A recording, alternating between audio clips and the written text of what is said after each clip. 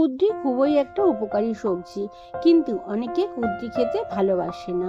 কুঁদরি যদি ঠিকঠাক রান্না করা যায় তাহলে এক থালা ভাত এটা দিয়ে খাওয়া হয়ে যায়। তাহলে চলো বেশি কথা না বলে রেসিপিটা শুরু করা যাক। কুঁদরি রান্নার জন্য প্রথমে কুঁদরিগুলো সামান্য একটু খোসা ছাড়িয়ে গোল গোল করে কেটে নিয়েছি। এবার অল্প একটু লবণ দিয়ে কুঁদরিটা খুব ভালোভাবে মাখিয়ে নেব। এতে কুঁদরির মধ্যে যে কষভাব থাকে সেটা তো খুব তাড়াতাড়ি বেরিয়ে যাবে, আর তার সঙ্গে সঙ্গে রান্নার সময় খুব তাড়াতাড়ি কুঁদরিটা সেদ্ধ হয়ে যাবে। এবার একটা ছাঁকনি নিয়ে নেব আর তার মধ্যে কুঁদরিগুলো ঢেলে দেব, আর নিচে একটা বাটি রেখে দেব যাতে কুঁদরির জলগুলো ওই বাটিতে পড়ে। এবার গ্যাসের চুলায় একটি প্যান বসিয়ে তাতে তেল দিয়ে একটা ডিম ফাটিয়ে বানিয়ে নেব ভুজিয়া। আমি এখানে একটা ডিমের ভুজিয়া বানিয়ে নিয়েছি, তোমরা চাইলে দুটো ডিম দিয়েও ভুজিয়া বানিয়ে নিতে পারো। ডিমটা ভাজা হয়ে গেলে একটা পাত্রে ডিমগুলো আমি তুলে নেব। এবার ওই প্যানে দিয়ে দেব আমি পর্যাপ্ত পরিমাণে সর্ষের তেল। তেলটা ভালোভাবে গরম হয়ে গেলে তাতে দিয়ে দেব শুকনো লঙ্কা, লবঙ্গ, এলাচ আর দারচিনি। এবার ফোড়নগুলো হালকা ভেজে নেব। ফোড়নগুলো ভাজার সময় যখন ফোড়ন থেকে সুন্দর মিষ্টি গন্ধ বেরিয়ে আসবে তখন তাতে দিয়ে দেব দুটো মিডিয়াম সাইজের পেঁয়াজ কুচি। এই রান্নায় আমরা যদি পেঁয়াজের পরিমাণটা একটু বেশি ব্যবহার করি তাহলে রান্নাটা ভীষণই সুন্দর হয় খেতে। পেঁয়াজটা একটু ভেজে নেবার পর তাতে দিয়ে দেব 5 কোয়া রসুন কুচি আর 4টে কাঁচা লঙ্কা কুচি।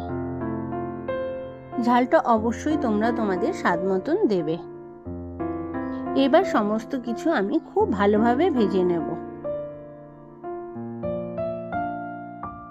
এবার রঙের জন্য দিয়ে দেব হলুদ গুঁড়ো, ঝালের জন্য দিয়ে দেব লঙ্কার গুঁড়ো, আর স্বাদের জন্য দিয়ে দেব জিরের গুঁড়ো আর ধনের গুঁড়ো। এবার সমস্ত মশলা খুব ভালোভাবে কষিয়ে নেব। আমি যেহেতু কুঁদরির মধ্যে আগে থেকে লবণ মাখিয়ে রেখেছিলাম তাই মশলা কষানোর সময় আমি লবণের পরিমাণ খুব কম দিচ্ছি। এখানে মশলা কষানোর সময় আমি গরম মশলাটা দিয়ে দিলাম। মশলাটা খুব ভালোভাবে কষে গেছে, দেখো মশলা থেকে কি সুন্দর তেল বেরিয়ে এসছে। এই সময় আমি দিয়ে দেব আগে থেকে লবণ মাখানো কুঁদরিগুলো মশলার সঙ্গে লো টু মিডিয়াম আছে মিনিট 15 ধরে আমি ভালোভাবে ভেজে নেব। 15 মিনিট বাদে কুঁদরিগুলো যখন ভালোভাবে ভাজা হয়ে যাবে তখন দিয়ে দেব সামান্য পরিমাণে চিনি। যদিও চিনিটা সম্পূর্ণ অপশনাল, তোমরা চাইলে স্কিপ করেও যেতে পারো। এবার দিয়ে দিচ্ছি আগে থেকে রেডি করা ডিম ভুজিয়াটা। আর কুঁদরির সঙ্গে ডিমটা আমি খুব ভালোভাবে মিশিয়ে নেব।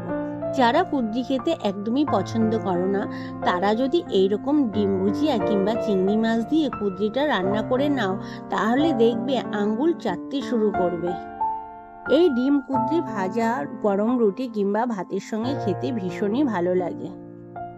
আর তারই সঙ্গে মৌ কিচেনের পুরনো বন্ধুদের জানাই অসংখ্য ধন্যবাদ। আর নতুন বন্ধুদের কাছে অনুরোধ রইল, আমার এই রেসিপিটা যদি তোমাদের পছন্দ হয় তাহলে অবশ্যই চ্যানেলটাকে সাবস্ক্রাইব করে আমার পাশে থেকো।